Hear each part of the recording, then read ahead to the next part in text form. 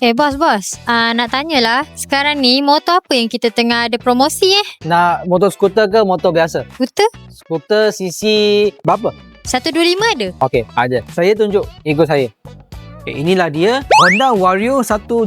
Bulan ni kami ada buat promosi guys. Harga cash 7288 untuk penonton video saya dekat Facebook, TikTok, YouTube pun ada. Okay, harga loan bulanan dalam 210 lebih. Anggaran untuk ikat 5 tahun muka kosong. Ramai dia tanya saya, bos kenapa saya perlu beli motor dengan awak, beli motor dengan Multi X motor. Okey, sebab macam ni. Kamera ikut saya. Ini sangat penting.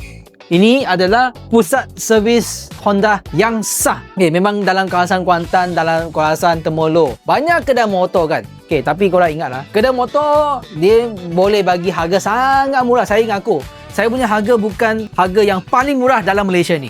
Tapi apa yang saya boleh janji, ada pusat servis. Jadi kalau korang beli motor dengan saya, okay, motor contohlah ada masalah apa-apa, korang tak perlu risau sebab saya ada pusat servis, saya ada technician yang ada pengalaman, boleh tolong korang selesaikan masalah motor. Korang ingatlah, kawasan Kuantan, kawasan Temurong memang banyak kedai motor. Tapi kedai motor, adakah kedai motor tu ada pusat servis ke tak? Jadi kalau kedai motor yang tak ada pusat servis, korang kena berhati-hati. Sebab kedai motor tu dia lepas dia jual motor, dia lepas tangga macam tu aja. Kalau korang nak servis motor, nak repair motor, saya tanya balik korang, adakah kedai motor tu dia nak bertanggungjawab atas isu-isu motor ni lepas korang beli motor dengan kedai motor yang tak ada pusat servis? Ini sangat penting. Jadi kalau korang dulu jauh, tak ada masalah. Korang cuba bagi IC depan, belakang dengan slip gaji. Kalau boleh 3 bulan, saya punya sales team akan tolong korang submit loan. Promosi ini sampai bulan ini saja. Korang kena ingat, saya bukan setakat jual motor saja, tapi kedai saya ada pusat servis.